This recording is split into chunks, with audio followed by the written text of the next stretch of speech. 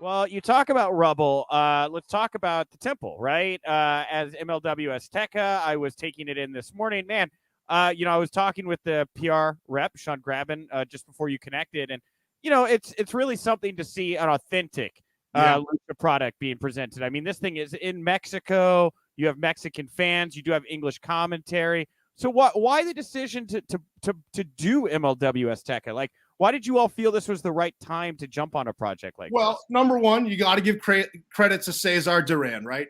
Great thinker, great promoter, knows how to generate interest. One of the most vicious and sadistic guys I've ever known, and one of the most handsome, I'll point out, as I try to score brownie points with him.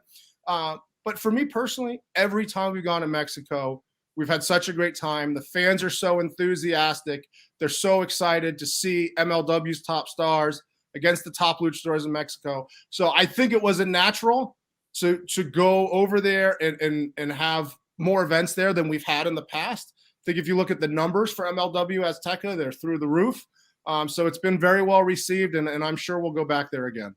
Yeah, so this is it has a very similar look and feel, obviously, with Cesar there, to Lucha Underground. How much of that legacy and that style are you all hoping to carry on, I guess, with MLW? I don't know that it's carrying on anything specific from things in the past, but I do think clearly there's an appetite for authentic Lucha Libre.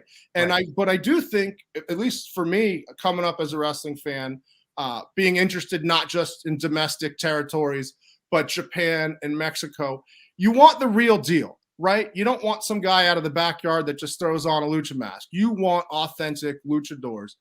And if you look at the MLW roster, which is so varied, when we bring talent over from All Japan, when we've worked with AAA or the Crash, we want as much authenticity in wrestling as we possibly can bring. There's been speculation in the past that pro wrestling at times has not been completely authentic and on the up and up, right? We've all seen the rumors, God forbid, of throne fights, but anything that we can bring that is as authentic as possible, that's what we want to do.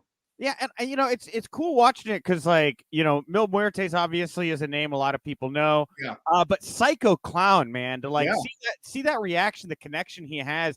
I don't think a lot of North American fans are quite on that bandwagon yet, but he's exceptionally very, very popular down in Mexico. I was looking at the YouTube numbers. You guys are doing high six figures right now for some of these episodes. And I have to believe it's because you guys attach some of these bigger name talents to it. Absolutely. And I think one of the things that happened during the pandemic, when for a while we were the only weekly show with fresh content, you had a lot of fans discovering us for the first time, going to youtube.com/Major League Wrestling and digging into that archive. Maybe they missed some great matches from a year ago, 2 years ago. It was a chance for them to kind of catch up. And so, when you look at the viewership, it's some of the highest we've ever done. Despite maybe any interference from other places, I'm very optimistic about where we're heading. The fan feedback has been great. And you have to think about what kind of fan does MLW have compared to some of these other leagues. They want cutting edge stuff from all around the world, but you don't want to overlook the great homegrown talent right here that maybe they haven't seen yet. And I would hope that we have conditioned the fans over the last several years that over and over and over, what you think of as the next big star, you're going to find him in MLW first. Why did you